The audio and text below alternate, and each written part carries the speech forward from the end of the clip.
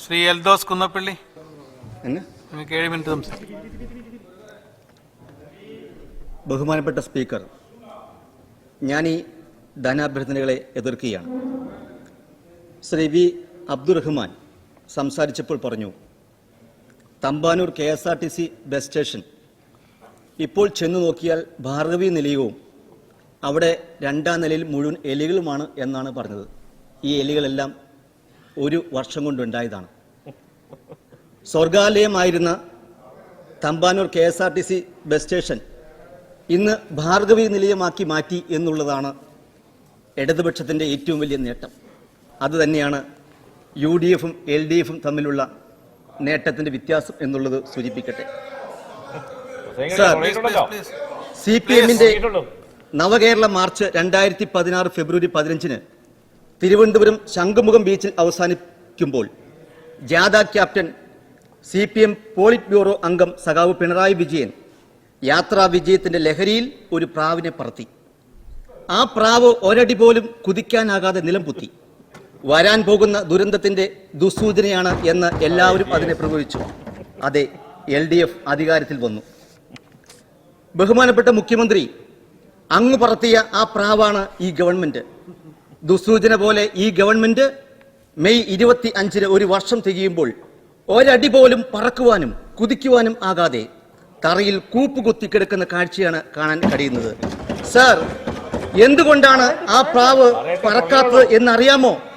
ഞാൻ പറയാം അതിനെക്കുറിച്ച്. പ്രാവിന്റെ കാലുകൾ ആരോ ബന്ധിച്ചിരുന്നു. പ്രാവിന്റെ കാലുകൾ ആരോ ബന്ധിപ്പിച്ചിരുന്നു. അതിന്റെ ചിറകുകൾ അങ്ങയുടെ കൈകളിൽ അമർന്ന് തളർന്നിരുന്നു. സർ, ഈ ഗവൺമെന്റിന് പറ്റിയ വീഴ്ചയും അത് തന്നെയാണ്. അങ്ങ് മന്ത്രിമാരുടെ കാലുകൾ കൂട്ടിക്കെട്ടി, ഉദ്യോഗസ്ഥന്മാരുടെ ചിറകുകൾ തളർത്തി, ഏകാധിപത്യ ശൈലിയിൽ വാക്കുകൾ കൊണ്ട് അസ്ത്രം തൊടുത്തു. കൈ തൊടുന്നതൊക്കെയും നിലം പൊത്തുകയും നിലവിടുകയും ചെയ്യുന്നു. സാർ, ബഹുമാനപ്പെട്ട മുഖ്യമന്ത്രി, എനിക്ക് തോന്നുന്നത് അങ്ങേക്ക് കണ്ടകശനിയാണ് എന്നാണ്. കണ്ടകശനി കൊണ്ടേ പോകൂ എന്നാണ് ജ്യോത്സ്യന്മാർ പറയുന്നത്. സാർ, ഇതുമൂലം താഴെ പറയുന്ന ദോഷങ്ങൾ ഉളവാകും എന്നുള്ളത് ഉറപ്പല്ലേ?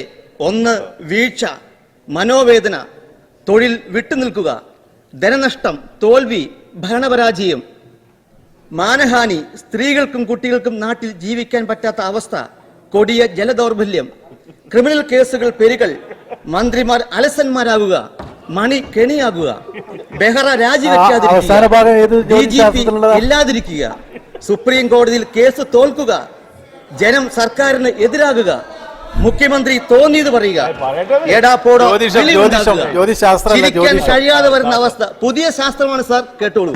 അലസത, അഹങ്കാരം എന്നിവയാണ് ഇതിന്റെ പ്രധാന ലക്ഷണങ്ങൾ. സാർ, ഇതിന് പ്രതിവിധിയുണ്ട്. ഇത് തൽക്കാലത്തേക്കെങ്കിലും തരണം ചെയ്യണമെങ്കിൽ ചില പ്രതിവിധികൾ കൂടി ഞാനിവിടെ പറയുകയാണ്. ശനിയാഴ്ച ഉപവസിക്കണം. ഇരുമ്പിന്റെ മോതിരം കയ്യിൽ ധരിക്കുക. മന്ത്രിമണി അതിന്റെ ആവശ്യമില്ല, ഇരുമ്പിന്റെ താക്കോൽ കൂട്ടം പിടിച്ചാലും മതി.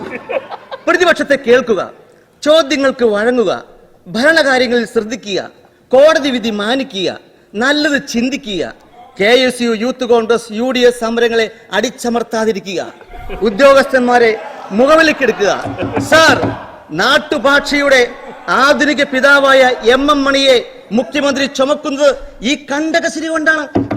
സുപ്രീം കോടതി തള്ളിപ്പറഞ്ഞ ലോക്നാഥ് ബെഹ്റയെ മുഖ്യമന്ത്രി താങ്ങുന്നതും സെൻകുമാറിനെ തൽസ്ഥാനത്ത് നിയമിക്കാത്തതും ഈ കണ്ടകശനി കൊണ്ടാണ്. മറ്റു മന്ത്രിമാരുടെ ഉപദേശം തേടാതെ കൂടുതൽ ഉപദേശകന്മാരെ വയ്ക്കുന്നതും ഈ കണ്ടകശനി കൊണ്ടാണ്. DGP ആരാണെന്ന് പ്രതിപക്ഷ നേതാവ് രമേശ് ചെന്നിത്തല ചോദിച്ചപ്പോൾ മുഖ്യമന്ത്രി മറുപടി പറയാഞ്ഞത് ഈ കണ്ടകശനി കൊണ്ടാണ്. ജിഷ്ണു പ്രണോയിയുടെ അമ്മ മഹിജയെ DGP ഓഫീസിന് സമീപം വലിച്ചിഴിച്ചത് ഈ കണ്ടകശനി കൊണ്ടാണ്. മൂന്നാർ ഒഴിപ്പിക്കയിൽ കൂട്ടുത്തരവാദിത്വം നഷ്ടപ്പെട്ട മന്ത്രിസഭയിൽ ഭിന്നാഭിപ്രായം ഉണ്ടായത് ഈ കണ്ടകശനി കൊണ്ടാണ്. CPI സംസ്ഥാന സെക്രട്ടറി ബഹുമാനായ ശ്രീ കാനം രാജേന്ദ്രൻ കറക്കിയെറിഞ്ഞ മുതലാളിത്ത ശൈലി തകർക്കൽ സുദർശന ചക്രത്തിൽ മുഖ്യമന്ത്രി നിലംപരശായതും ഈ കണ്ടകശനി കൊണ്ടാണ്. സർ, വ്യവസായ വകുപ്പിലാണ് ആദ്യമായി ഈ കണ്ടകശനി പിടിപെട്ടത്. സാർ, വ്യവസായ വകുപ്പിന് എന്താണ് 1 വർഷം കൊണ്ട് നേട്ടമുണ്ടാക്കിയത്? വ്യവസായ വകുപ്പിനുണ്ടായ ആകെ കൂടി നേട്ടം 1 വർഷത്തിനുള്ളിൽ EP ജയരാജൻ രാജിവെച്ചു എന്നുള്ളത് മാത്രമാണ്. തന്നെ വ്യവസായ വകുപ്പിൽ നിന്ന് മാറ്റണമെന്ന് ചില മാഫിയകൾ ആവശ്യമുന്നയിച്ചിരുന്നു എന്നാണ് ജയരാജൻ അന്നിവിടെ പറഞ്ഞത്. സാർ, ആരാണ് ഈ മാഫിയ? പറയണ്ടേ? ജയരാജനോട് രാജിവെക്കാൻ പറഞ്ഞത് മുഖ്യമന്ത്രിയാണ്. പാർട്ടി സംസ്ഥാന സെക്രട്ടേറിയറ്റിൽ ജയരാജൻ കുറ്റസമ്മതം നടത്തി എന്ന് പറഞ്ഞത് CPM സെക്രട്ടറി കോടിയേരിയുമാണ്. അപ്പോൾ മുഖ്യമന്ത്രിയും കോടിയേരിയുമാണോ ഈ മാഫിയക്കാർ? പക്ഷേ ശരിക്കും ജയരാജനോട് ചെയ്തത് നീതികേടാണ്. എനിക്ക് വലിയ ഇഷ്ടമുള്ള ഒരാളാണ് ശ്രീ EP ജയരാജൻ. കാരണം 15 വർഷമായി പൂട്ടിക്കിടക്കുന്ന പെരുമ്പാവൂർ റയോൺസിലെ തൊഴിലാളികളുടെ കുടിശ്ശിക കൊടുത്തു തീർക്കാമെന്ന് പറഞ്ഞ് ഉറപ്പ് നൽകിയ ആളായിരുന്നു പാവം ജയരാജൻ സഖാവ്. ബന്ധുക്കളെ നിയമിച്ചതിന് ജയരാജന് മാത്രമേ കുറ്റമുള്ളൂ. അന്ന് 15ഓളം ബന്ധുക്കളെയാണ് CPM നേതാക്കൾ നിയമിച്ചത്. ജയരാജന്റെ ബന്ധുക്കളൊഴികെ എല്ലാവരും ഇപ്പോൾ തുടരുന്നത് നീതിയിരിക്കാമോ? 13 വ്യവസായങ്ങൾ ഈ സർക്കാർ വന്നതിന് ശേഷം ലാഭത്തിലായി എന്നാണ് മന്ത്രി പറയുന്നത്. എന്തു സൂത്രമാണ്? ഒരു വർഷത്തെ ഓഡിറ്റ് പോലും നടത്തിയിട്ടില്ലാത്ത ഇത് കണക്കിലെ കള്ളക്കളികൾ കൊണ്ട് മാത്രമാണ് ഇത് ലാഭത്തിലാണ് എന്ന് പറയുന്നത്. കയർ മേഖല തകർന്നടിഞ്ഞു കിടക്കുകയാണ്. സാർ, ഇവിടെ വാചകമടി മാത്രമാണ് കയർ മേഖലയിൽ നടക്കുന്നത്. വർഷം മുഴുവൻ കശുവണ്ടി തൊഴിലാളികൾക്ക് തൊഴിൽ കൊടുക്കുമെന്നാണ് പ്രഖ്യാപിച്ചത്. പക്ഷേ ഇപ്പോൾ അത് അടച്ചുപൂട്ടി ഇട്ടിരിക്കുകയാണ്.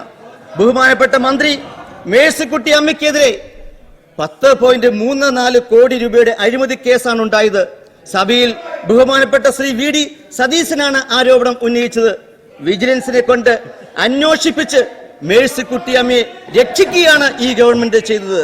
സാർ, ചെറുകിട വ്യവസായ സംഘടനയായ കേരള സ്റ്റേറ്റ് SMEOയെ അട്ടിമറിച്ച് VKC മുഹമ്മദ് കോയയുടെ നേതൃത്വത്തിലുള്ള KSSIയെ കുടിയിരുത്തുവാൻ നടത്തുന്ന ശ്രമം അഴിമതി ലക്ഷ്യം വച്ചുകൊണ്ടുള്ളതാണ്.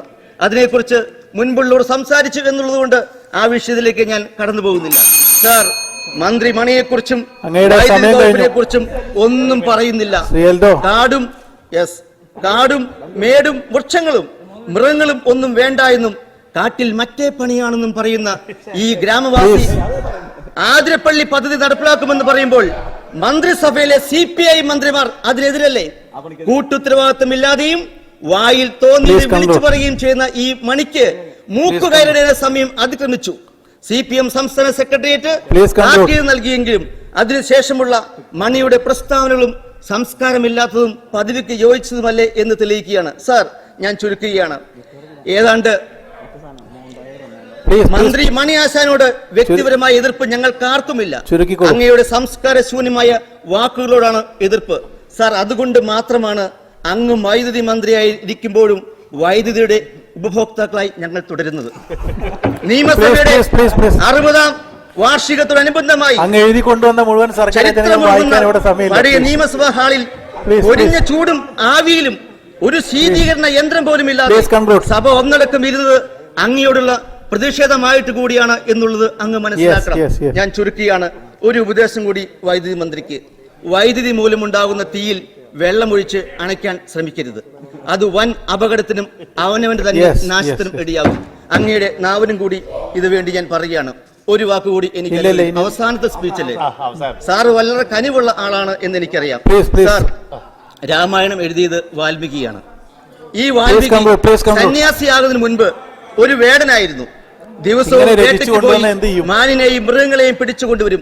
ഒരു ദിവസം ഭാര്യയോട് ചോദിച്ചു, ഇതിന്റെ ഭാവഭാരമെല്ലാം നീ കൂടി പങ്കുവെക്കില്ലേ? ഭാര്യ പറഞ്ഞു, താൻ നിരന്തരം ചെയ്യുന്ന കർമ്മങ്ങൾ താൻ തന്നെ അനുഭവിച്ചിടണം. സാർ, ഇവിടെ മന്ത്രിമാരും മന്ത്രിസഭയും ചെയ്യുന്ന പാപങ്ങൾ അനുഭവിക്കേണ്ടത് പാവപ്പെട്ട ജനങ്ങളാണ്. അതുകൊണ്ട് ഈ ശ്ലോകത്തിൽ ഒരു മാറ്റമുണ്ട്. ഗവൺമെന്റ് നിരന്തരം ചെയ്യുന്ന കർമ്മങ്ങൾ പാവം ജനങ്ങൾ തന്നെ അനുഭവിച്ചിടണം. ഞാൻ ചുരുക്കുന്നു. ഈ ധനാഭ്യർത്ഥനയെ എതിർക്കുന്നു.